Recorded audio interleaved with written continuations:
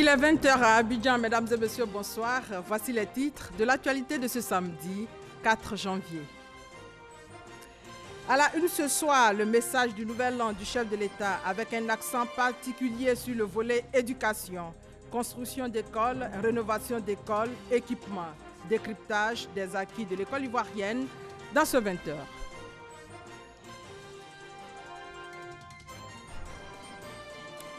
On fera un tour à Korogo, précisément dans la forêt classée de Badenou, où un réseau d'orpailleurs clandestins a été démantelé. C'est hors la loi opérait sur une superficie de 200 hectares, sur beaucoup de filets de la Saute-Fort dans ce 20 h.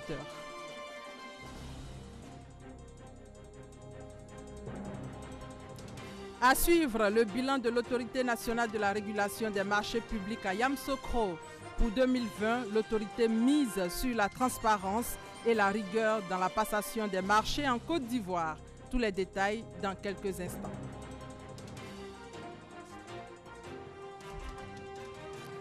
Enfin, hors de nos frontières, au moins 14 civils tués, dont des élèves par un engin explosif improvisé.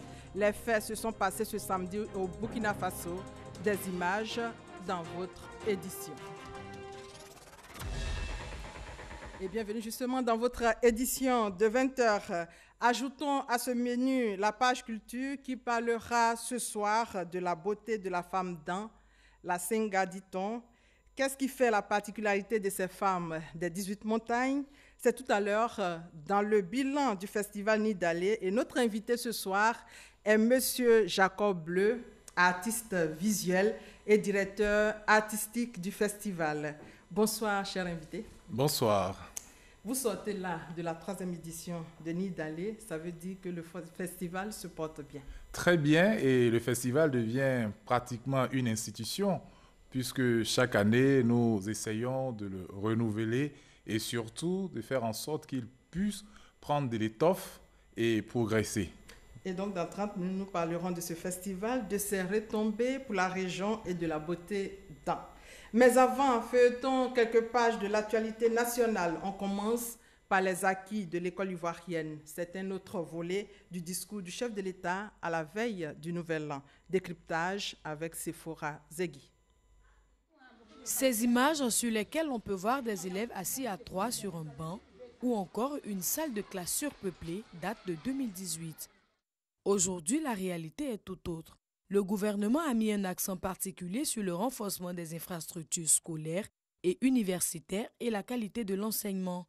Pour que les élèves étudient dans de bonnes conditions, 33 698 salles de classe ont été construites dans le préscolaire et le primaire, tandis que dans le secondaire, ce sont 277 lycées et collèges construits en 2011 et 2019.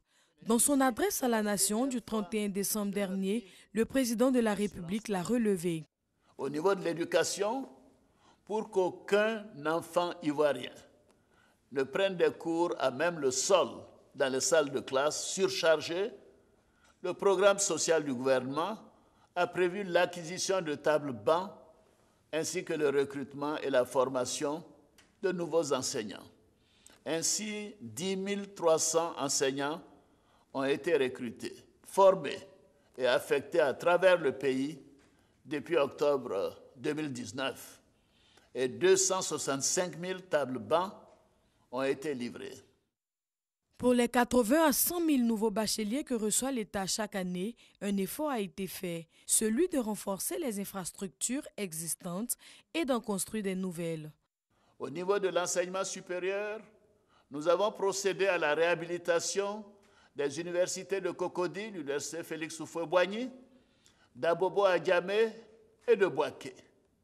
Nous avons transformé les URS de Daloa et de Korogo en université, ouvert l'université de Mans et l'université virtuelle d'Abidjan et lancé les travaux de construction des universités de San Pedro et de Bandoukou. Ces engagements honorés par le président de la République Alassane Ouattara en faveur du secteur éducation-formation démontrent la volonté du gouvernement à rehausser l'image de l'école et à fournir des ressources humaines de qualité pour le développement socio-économique de la Côte d'Ivoire. Direction Yamoussoukro, où l'autorité nationale de la régulation des marchés publics dresse son bilan. Les exposés et échanges ont permis de comprendre que la rigueur est de mise dans la passation des marchés en Côte d'Ivoire, une transparence qui sera encore au rendez-vous cette année 2020. Le point avec Godefroy Okambawa. Conformément au plan d'action stratégique PASS 2019-2021, adopté en 2018 par le Conseil de régulation de l'Autorité nationale de régulation des marchés publics qui visait à décliner sa vision pour les 3 années à venir, un séminaire bilan a été organisé à l'hôtel président de Yamoussoukro au titre de l'année 2019. En organisant ce séminaire, l'ANRMP entend relever les éventuels obstacles et envisager au besoin de nouvelles activités pour l'année 2020. Il a paru nécessaire de venir faire le bilan, de regarder ce qui a été programmé pour être mis en œuvre en 2019. Est-ce que cela a été et jusqu'à quel niveau, quelles ont été les difficultés de mise en œuvre et regarder quels sont les ajustements à y apporter. Après le secrétariat général, chaque service de l'ANRMP a fait le bilan des activités réalisées en conformité avec le plan d'action stratégique et celles réalisées en marge de ce plan. L'ensemble des innovations, c'est bien évidemment sa certification au niveau ISO, donc aux normes qualité. Ce système qualité qui sera mis en place au sein de l'ANRMP va nous permettre de mieux accorder et imbriquer les différents services pour qu'on puisse être le plus efficace et efficient possible. Pour l'année 2020, l'ANRMP entend demeurer à la tâche pour encore plus de rigueur et de transparence dans la passation des marchés publics. Rappelons que juste avant ce séminaire, l'ANRMP a rencontré les professionnels des médias au Golf Club de l'hôtel président de Yamoussoukro pour échanger avec eux sur les bonnes pratiques dans les marchés publics. De Yamoussoukro, on continue à Korogo où des orpailleurs clandestins opérant dans la réserve de Badénou ont été arrêtés par les agents de la Sodefort. Bilan de l'opération, 13 personnes interpellées, 28 machines mises hors d'usage, 4 motos saisies et le site incendié. Le reportage de Jeanne Atoubé. Ces hommes opéraient dans l'une des forêts classées de la région du Poro, tous des clandestins. Leur principale activité, l'orpaillage. Seulement voilà. Cette activité, ils l'amènent sans aucune autorisation délivrée par l'administration. En plus, dans une aire protégée. La réserve de Badénou, sur les terres du village de Tchébila, dans la sous-préfecture de Nafoun. Les services de la Sodefort viennent de les épingler et ils vont répondre de leurs actes. Une fois qu'on vient sur le terrain, on enlève un trou, on creuse. Arrivé à un certain métrage, dans 20 ou bien dans 30 mètres, on attrape un caillou. Une fois attrapé le caillou, on teste. On tape au moins un sac, on envoie à la machine, on broie, on traite avec des produits, on extrait l'or. Une fois extrait avec le mercure, ça donne du produit blanc. On fait brûler avec le feu, ça devient de l'or pur. Et on vend 1 gramme à 12 500. Aujourd'hui, nous sommes pris par les autorités et on regrette franchement. Les agents du service de contrôle forestier de la Sodefort venus d'Abidjan ont mené une opération de déguerpissement des orpailleurs clandestins dans les forêts classées de la région du Poro. Outre les 13 clandestins arrêtés, plusieurs matériels d'orpaillage ont été saisis et les dispositifs de commercialisation de l'or détruits. Les résultats de cette opération procèdent de la collaboration des populations riveraines. Nous demandons à tous ceux qui veulent mener cette activité de se mettre en règle, de se mettre en relation avec le ministère des Mines, qui va leur délivrer un permis en bonne et due forme et ils vont mener ces activités. Nous menons ce combat et nous allons continuer de le mener pour la protection de nos forêts classées. L'orpaillage clandestin, un fléau qui n'épargne aucune région de Côte d'Ivoire. Le gouvernement poursuit la lutte contre tous ceux qui exercent cette activité dans l'illégalité et rappelle que l'exercice de l'orpaillage encadré par le code minier, est autorisé pourvu qu'il le soit, dans le respect de la loi. Au chapitre politique, intéressons-nous à la rencontre entre la direction chargée de l'organisation et l'implantation du RHDP et les délégués départementaux et communaux. C'était au Palais de la Culture. Objectif, rappeler la feuille de route et les objectifs assignés, tout en fixant les nouveaux défis pour cette année électorale, nous dit Sidonie Davila Waka. 2020, année électorale en Côte d'Ivoire. Le RHDP, pour amorcer ce tournant décisif, est à la tâche. Le rassemblement des oufouettistes pour la démocratie et la paix se prépare à la conquête du terrain. Au séminaire initié par le directeur exécutif adjoint chargé de l'organisation et de l'implantation, les consignes et les instructions sont données aux délégués départementaux et communaux. Il s'agit pour nous de les enseigner sur que faire dans les prochaines semaines pour que le grand parti fondé par le président Alassane Ouattara soit un parti fort, un parti implanté, un parti qui vit. Et cela, ça se fait à travers nos délégués départementaux. Comme ils vont être donc les vecteurs, non seulement des messages, mais ce sont les délégués départementaux qui vont porter le parti à bout de bras, parce qu'ils sont plus proches des populations, donc ils ont besoin à chaque fois d'un rappel. C'est un séminaire qui vient donc consolider, conforter nos départementaux après les investitures qui ont été réalisées. Depuis donc 6 mois, le RHDP a mis en place des coordinations régionales qui ont été investies. Donc il était maintenant bon qu'au plan opérationnel, le DEA en charge donc de l'implantation et de l'organisation s'accorde avec les départementaux pour se donner les moyens d'atteindre les objectifs qui nous sont assignés par le président du parti. Après cette première rencontre de 2020, avec la force motrice du parti, selon Adama Bictogo, une seconde est prévue le 1er février pour définir les critères d'évaluation des délégués départementaux et communaux ainsi que les moyens mis à leur disposition pour l'atteinte des objectifs du parti, dont la victoire du RHDP en octobre prochain. Et justement, le RHDP investit ses coordonnateurs régionaux à Cocody. L'émissaire du parti a confié une mission aux militants, fédérer les énergies pour la conservation du pouvoir en 2020. Ahmed Traoré et Herman Guivé. Les militants RHDP de la commune de Cocody prennent le pari de ne plus perdre d'élections dans leur commune. Un engagement pris lors de la cérémonie d'investiture des coordonnateurs régionaux, délégués communaux, délégués de zone, avec leurs secrétaires généraux et leur comité de base. Ongouanka Mathias et Célestin Koala, tous deux investis coordonnateurs régionaux du RHDP dans la commune de Cocody, en remercient les autorités pour la confiance placée en eux. Outre, ils se disent prêts à parcourir toutes les contrées de la commune pour permettre à leur parti de se fortifier lors des échéances électorales à venir. Il y a une seule mission, c'est gagner à Cocody. C'est redonner Cocody au RHDP. C'est la seule mission. C'est le message principal que nous avons compris et c'est à cela que nous allons nous atteler. Peut-être rappeler aussi au passage que nous avons bien commencé. Nous avons bien commencé parce que à Cocody, les régionaux, les associés, les communaux, les délégués de zone, tous s'entendent. Nous allons continuer à investir le terrain jusqu'au 31 octobre 2020. Donc le président Alassane peut dormir tranquille. Hein, parce que ces soldats sur le terrain à Cocody sont prêts, sont déterminés.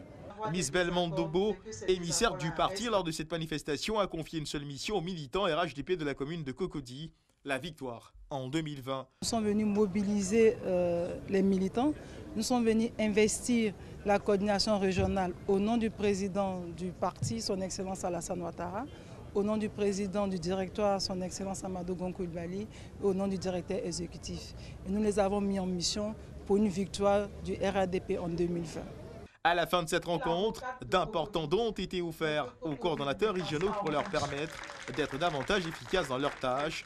Belmondo Dogo a exhorté les militants à prendre part au grand meeting du parti qui se déroulera à Yamoussoukro au début du mois. En attendant à Soubré, c'est à la place Charles Boza d'Envahi que l'investiture de la coordination régionale du RHDP a eu lieu en présence de nombreux militants, nous dit Sam Kouna. L'équipe chargée de faire gagner le RHDP, Rassemblement des oufouettistes pour la démocratie et la paix dans la Nawa, lors des élections présidentielles de 2020, a été investie par le ministre Bruno Nabanye-Kone, en présence des militants venus nombreux à la cérémonie. Le coordinateur régional Alain Richard Donwayi se dit conscient de la tâche qu'il attend, lui et son équipe. La Nawa était bien connue pour être la terre et le bastion du PDCI RDA. Et aujourd'hui, je vous en donne l'assurance, la Nawa sera bien connue pour être le bastion du RHDP. Tout le monde n'est pas RHDP ici dans la Nawa, mais la majorité l'est. Et nous ferons en sorte qu'encore plus de Soubréens, plus de Nawalais viendront au RHDP. Parce que nous allons démontrer sur le terrain que nous sommes le meilleur parti pour faire de cette région-là une grande région. Pour Bruno Nabagné Koné, envoyé de la direction exécutive du parti, le RHDP reste le premier parti de la Côte d'Ivoire capable de procurer du bonheur aux Ivoiriens. Nous avons connu d'autres Côtes d'Ivoire. Il s'agit aujourd'hui de lancer la Côte d'Ivoire unie, la Côte d'Ivoire solidaire, la Côte d'Ivoire où tout le monde est ensemble, regarde dans la même direction et travaille sur la même matière. Le parti qui permet cela aujourd'hui, c'est le RHDP, qui ne fait pas d'exclusion. Si nous faisons 10 autres années comme celles que nous venons de connaître, ce pays qui surprend déjà va surprendre davantage. La feuille de route est claire. La région de la Nawa doit donner 33 000 militants au RHDP. Poursuite contre l'ancien président de l'Assemblée nationale. Le collectif des avocats de Guillaume Soro s'est exprimé lors d'une conférence de presse. Notre reporter Éric Goré était à cette conférence. Son compte rendu.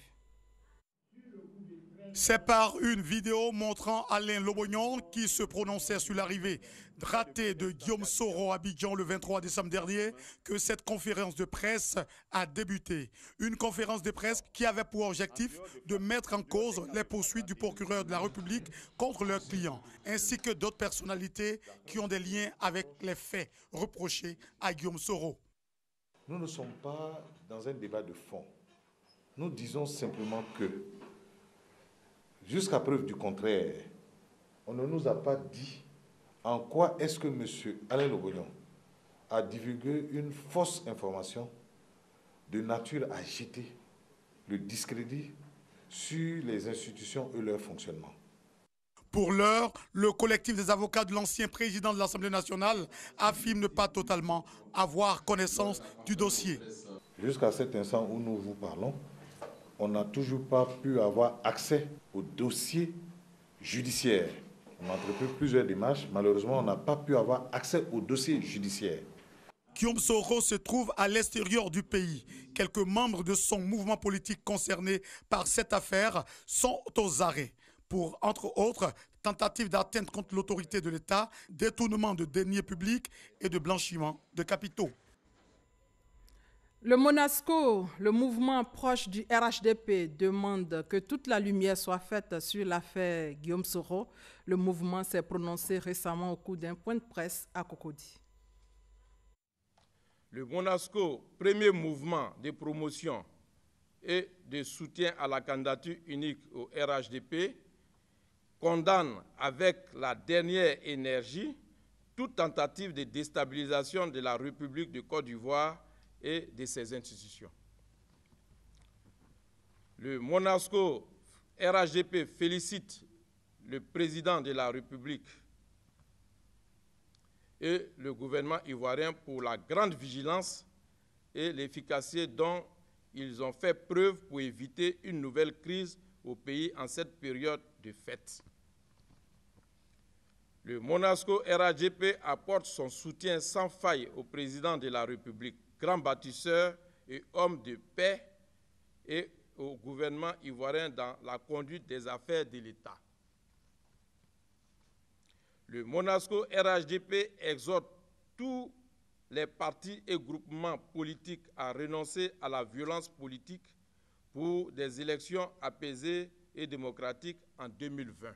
Le Monasco RHDP invite tous ses membres et sympathisants, ainsi que tous les Ivoiriens, au calme et à la sérénité, et les appelle dans un esprit de paix et d'amour à faire barrage à tous les ennemis de la paix et du développement de la Côte d'Ivoire. Autre sujet ce soir, c'est le geste de Miss Côte d'Ivoire 2017. Mandialia Gbané a offert au nom de son ONG des cadeaux aux mères et femmes enceintes démunies. C'était dans les hôpitaux d'Abobo, Makori Koumassi et de Port-Boué. Jean-Marc Djadji. Des centaines de kits de naissance remis à des mères et femmes enceintes dans les hôpitaux généraux de Port-Boué, Koumassi, d'Abobo et de Marcory. La donatrice, Mandialia Gbané, Miss Côte d'Ivoire 2017, présidente de l'ONG Djalia Angels. Objectif de ces dons, apporter un soutien aux mères et femmes enceintes démunies. Cette action, c'est justement pour réduire le taux d'abandon d'enfants à la naissance parce que c'est récurrent en Côte d'Ivoire et aussi d'aider ces femmes-là à s'occuper de leurs enfants convenablement. Depuis 2017, l'ONG Djalia Angels soutient plus de 100 femmes et scolarise des orphelins et enfants démunis en Côte d'Ivoire.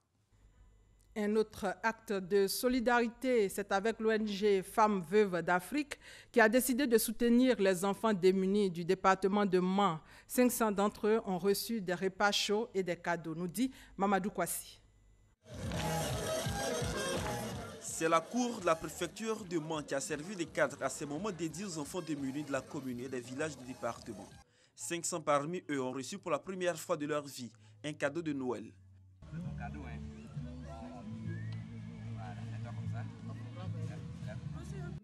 Un cadeau pour faire vivre la magie de Noël à ces enfants dont l'âge varie entre 2 et 15 ans. En plus des cadeaux, les enfants bénéficient de repas chauds. Des repas complets qui seront offerts à ces enfants ainsi qu'à leurs parents durant cette période de fête. Des nouvelles tenues ont été remises également aux parents afin de mieux vertir les enfants les jours de fête. De quoi réjouir les bénéficiaires. On m'a donné un cadeau, je suis content. Que Dieu puisse les bénir encore pour que l'année prochaine, et puisse nous apporter beaucoup de cadeaux encore. Il n'y avait pas de moyens cette année pour faire un cadeau pour mes enfants. Je suis très contente pour avoir les cadeaux pour mes enfants. Cette initiative est de l'ONG Femmes Veuves d'Afrique, une structure engagée dans le social et pour l'autonomisation des femmes.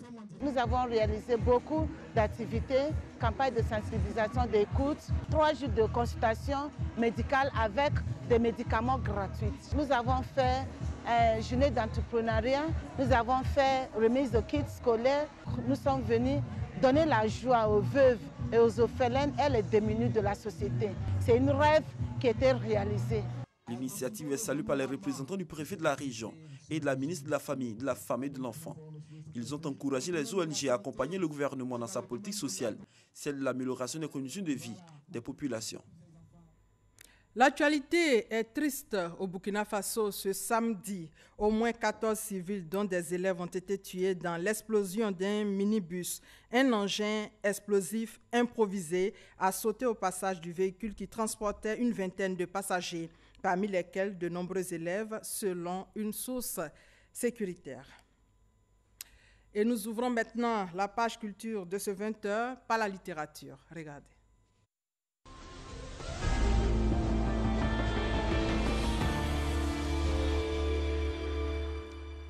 Justement, au niveau de la littérature, le premier ouvrage du préfet et écrivain Kwame Bikalou, ouvrage intitulé « Si près, si loin », roman feuilleté par Jean-Marc Djadji pour vous.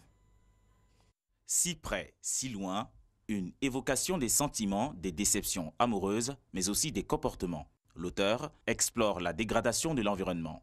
Ce roman de 108 pages est de Kwame Bikalou, préfet. Il y a une thématique principale qui est vieille comme le monde, c'est la thématique de l'amour impossible, mais à laquelle j'ai voulu agréger certains mots qui minent notre société aujourd'hui. Et si vous lisez le livre, vous voyez que j'ai parlé de l'écologie, qui est un problème actuel. J'ai parlé aussi de la mauvaise utilisation des réseaux sociaux aujourd'hui. Première expérience de l'administrateur public dans l'univers de l'œuvre romanesque, corps préfectoral et personnalités politiques se disent satisfaits. Ce que je retiens, c'est que nous devons tous écrire. J'encourage tous ceux qui vont avoir cet ouvrage à le lire. Notre pays a besoin de personnes qui transmettent la connaissance par l'écriture. J'ai tenu à venir encourager un administrateur civil qui prend ses heures libres pour écrire. Si près, si loin, première expérience littéraire du préfet Kwame Bikalou, une exhortation à l'amour de l'écriture et à un éveil de conscience des peuples. On part directement en France pour parler de cette table ronde des associations d'artistes sur l'avenir du showbiz ivoirien à Paris. C'est une initiative du MODER, le mouvement des artistes ivoiriens résidant en Europe, pour mieux promouvoir la culture de Côte d'Ivoire en France. Les détails avec Serge Collier. Vous voyez, et aujourd'hui, on arrive à se rencontrer. Aux côtés du MODER, le mouvement des artistes ivoiriens résidant en Europe, initiateur de cette grande table ronde des arts de la diaspora, on note la présence des responsables d'organisations du showbiz ivoirien en France. Des artistes, des managers, des producteurs, des promoteurs et concepteurs venus pour réfléchir sur les conditions d'une meilleure expression de la culture made in Côte d'Ivoire en France. Les artistes aujourd'hui dans la diaspora sont obligés de travailler, de faire un autre boulot alors qu'ils doivent se consacrer à leur art, à ce qu'ils savent faire. Et cela, nous devons le résoudre. Pour le résoudre, il faut prendre le taureau par les cornes, évoquer tous les sujets qui nous minent réellement, ne pas se voiler la face et puis attaquer ces projets-là en apportant des solutions, parce que ces solutions, nous les connaissons. Échanges, propositions et perspectives d'avenir du showbiz ivoirien, cette plateforme est surtout l'occasion de vider son sac. Voilà des artistes qui résident en Europe et qui souffrent, qui n'ont pas de tribune, qui ont des difficultés pour vivre de leur art. Cette table ronde a été hyper bénéfique pour nous tous parce qu'il était question de défendre nos valeurs, de défendre la solidarité. Les artistes ont pointé du doigt les dures réalités du milieu artistique en hexagone, notamment la cherté des salles.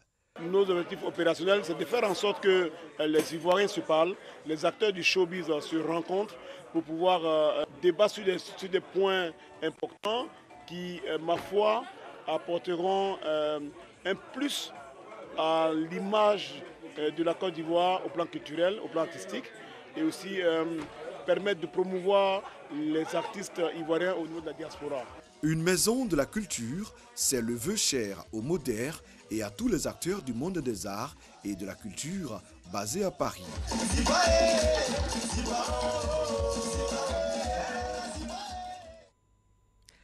Le super prix du mécène 2019 décerné au Premier ministre Amadou Gon Coulibaly, c'est une initiative de la Fondation des artistes africains, Herman Sazirian et Franck Quadion. Le Premier ministre Amadou Gon Coulibaly, meilleur mécène de l'année 2019, il reçoit le super prix d'or décerné par la Fondation des artistes africains, reconnaissance pour toutes les actions menées en faveur de la promotion des arts et de la culture. Le prix représente toutes les actions que le Premier ministre mène au bénéfice des hommes de culture. Le Premier ministre Amadou Gon Coulibaly travaille pour les hommes de culture, travaille pour les hommes des arts en Côte d'Ivoire. Le super prix d'or, mais aussi d'autres lauréats au nombre de 7 honorés. Avec ces prix, la Fondation livre un message aux gouvernants, mais aussi aux bonnes volontés, afin de soutenir le monde de la culture en Afrique. Je suis très ému parce que c'est la reconnaissance des efforts que j'ai fournis. Parmi les lauréats, des personnalités de tous les secteurs d'activité et même du monde politique. Avant le Premier ministre Amadou Gon Coulibaly, 2014 a consacré le président de la République à son Excellence Alassane Ouattara et avant lui en 2010, la première dame Dominique Ouattara. Parlons tradition avec la cérémonie de prise de pouvoir de la génération Tchagba dans le village de Songon-Djemen. Un passage de témoin entre la génération Dougba au pouvoir et celle des Tchagba. Reportage Isayo Tchona. Chez le peuple Achan, la passation de pouvoir générationnel se fait tous les 15 ans. Les Achans de Songo, ayant pris un retard de 70 ans, viennent de mettre leur calendrier à jour avec la cérémonie Fatchoué. Ça fait 70 ans que ça n'a pas été organisé ici. Donc c'est pas grave, ils se sont rattrapés puisque dans presque tout le village, cette cérémonie a déjà eu lieu. Les Dougba, après un long règne, passent le témoin à la génération Tchagba. Danse guerrière et prestations des femmes permettent à la population de célébrer la culture Achan dans toute sa splendeur.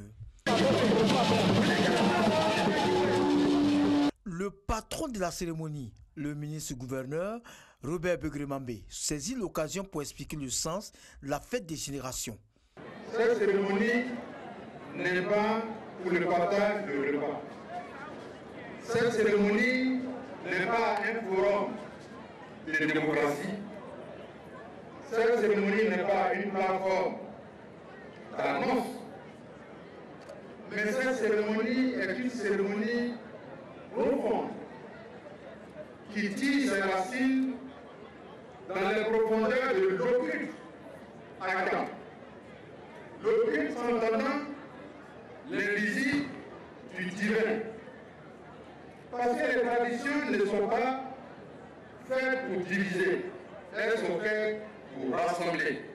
Représentant le Premier ministre au patron de la cérémonie, Bruno Nabaye-Koné salue les actions du président de la République en faveur du peuple à Caen. Il l'exhorte à la paix et à la cohésion. La célébration de la fête la Fatuée ici, à son bloc assemblée, me donne l'occasion d'inviter à nouveau les populations de Songon à cultiver entre elles et avec les autres communautés vivant sur ce sol, le vivre ensemble. Le programme social du gouvernement mis en place produit déjà des effets ou des résultats bénéfiques pour nos populations. Cela nous fonde légitimement à penser que l'émergence de la Côte d'Ivoire sera dans les prochaines années une réalité davantage ressentie par l'ensemble de nos concitoyens. La génération Tchagba prendra officiellement le pouvoir en 2020. Il s'agira pour elle de gérer les affaires du village pendant 15 ans. Culture, tourisme, colloque, forum économique, culture dans. Ce soir, la page culture est consacrée au festival Tonkbini Dallé, première page culture de l'année 2020. Et comme nous l'avions annoncé, notre invité ce soir est Jacob Bleu, artiste visuel et directeur artistique du festival. Bonsoir, Monsieur Bleu. Bonsoir. Tous les Ivoiriens veulent aujourd'hui la paix véritable. Et l'année dernière, pour coller à l'actualité, le festival a eu pour thème paix et culture. Oui, il est important aujourd'hui de consolider la paix sociale et de construire surtout cette paix-là, parce que nous savons tous que nous sommes dans des situations souvent difficiles dans nos pays et nous avons besoin véritablement de consolider la paix. C'est pourquoi, au niveau du festival Tonkbini Dallé, qui était à sa 3e édition l'année dernière en décembre, nous avons souhaité que le thème soit culture et paix, une façon pour nous de permettre aux uns aux autres de comprendre la nécessité et surtout l'urgence d'aller à la paix. Et pour ce faire, nous avons invité la plupart des peuples alliés des Dents. Nous avons aussi invité des peuples amis et frères. Nous avons également fait venir le peuple Akie, qui est un peuple certainement assez éloigné des Dents, mais qui a participé à ce festival-là parce qu'il est important pour nous aujourd'hui de nous parler les uns les autres, de collaborer et surtout de partager ensemble cet idéal-là qui est celui de construire une nation. Et justement, pour mieux comprendre, nous allons suivre ensemble les temps forts de la 3e édition. C'était du 8 au 14 décembre dernier et c'est avec Ève Boué, notre correspondante sur place. Culture et paix. C'est sous ce thème que s'est déroulé à Mans du 8 au 14 décembre 2019 la 3e édition du Tonkbini Dallé, le festival des arts et de la culture dans. Ce festival se situe dans un double contexte de sauvegarde de la culture dans et du développement de la région du Tonkbi. Sports patrimoniaux, masques, chants et danses traditionnelles.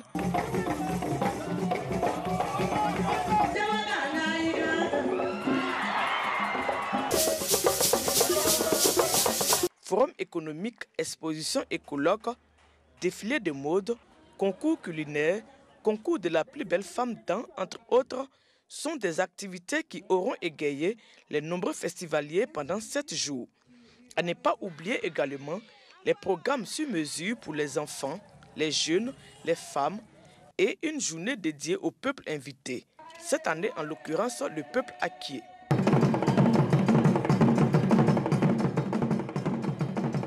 Puis arriva le jour ultime où le Nidaïkbi ou encore l'apothéose. Le public a eu droit à une fresque artistique sur les faits coutumiers dans en rapport avec la paix. Les lampions se sont donc éteints sur l'édition 3 du Tonkbini Dallé avec de belles perspectives pour l'édition de 2020. Selon ses initiateurs, il se tiendra sur un nouveau site plus approprié avec des innovations majeures comme un tour cycliste des montagnes. Quel bilan après cette 3e édition? Le bilan est positif parce que cette année, nous avons pu mobiliser quand même plus de 300 000 visiteurs et festivaliers qui sont venus à ce festival.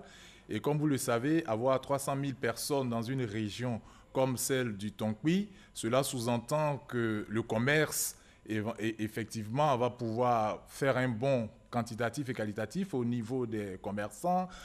Les gens ont pu visiter tout ce que nous avons comme site touristique dans notre région. Nous savons que nous avons les cascades, nous avons les ponts des lianes, nous avons un très beau patrimoine avec nos masques et danses, et tout ceci a eu des retombées assez intéressantes pour nos acteurs sur place. Au-delà de ça, comme je l'avais indiqué au départ, le facteur social est très important parce que lorsque les gens se retrouvent autour de la culture, on ne parle ni de gauche, ni de droite, ni de centre. On fédère nos esprits, on fédère nos ambitions autour des arts et de la culture. Et donc, c'est un facteur très important de cohésion sociale. Et au-delà de ça, d'un point de vue même spirituel, ce qui nous manque aujourd'hui, c'est que nous n'avons plus de lien véritable avec nos us et coutumes. Or, ce festival-là nous permet aussi de nous retourner et de repartir vers nos us et coutumes et de pouvoir surtout nous rattacher à ce que nous appelons souvent à notre terre. Et nos enfants aujourd'hui n'ont plus de repères. Cela est important pour nous. Au-delà de ça, il y a les facteurs, je dirais aussi, purement touristiques. Voilà, les gens découvrent l'Ouest, ils découvrent la région du Tonkwi, ils découvrent tout ce que nous avons chez nous. Et puis, économiquement, tous les hôtels sont bondés à cette période-là, parce que 300 000 personnes, ce sont des gens qui mangent, ce sont des gens qui dépensent dans la région, les vols étaient pleins, les transporteurs ont pu avoir de l'argent, les artisans ont pu vendre énormément. Donc, il y a beaucoup d'éléments très importants qui sont favorables. Vous avez parlé beaucoup de retombées. Oui. On a une préoccupation. Oui. Vous investissez combien dans l'organisation pour quelles retombées? Je veux juste un exemple de retombées.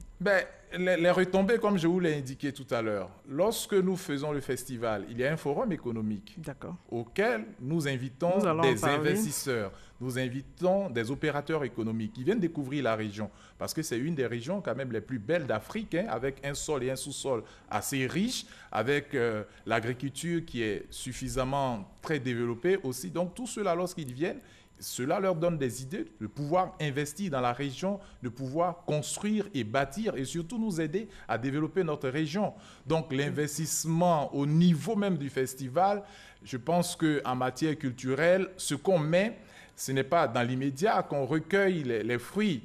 Et vous le savez très bien, pour un festival de cette envergure-là, aujourd'hui, à la 3e édition, nous avons 300 000 personnes.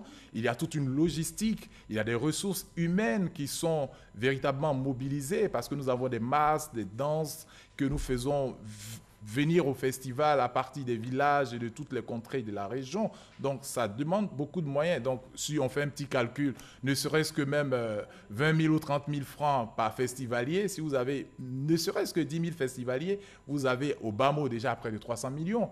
Voilà, sans oublier toute la logistique, son lumière, vous êtes dans l'audiovisuel, vous devez le savoir. Donc, vous avez parlé tout à l'heure du forum économique. Qu'est-ce qu'on peut retenir de ce forum-là? Il y a eu le forum économique, il y a eu le colloque. Oui, il y a eu le colloque. Le colloque, comme je l'avais indiqué là au niveau du thème, nous avons traité de la paix, la culture comme facteur de paix au niveau du colloque, qui a été décliné en plusieurs sous-thèmes.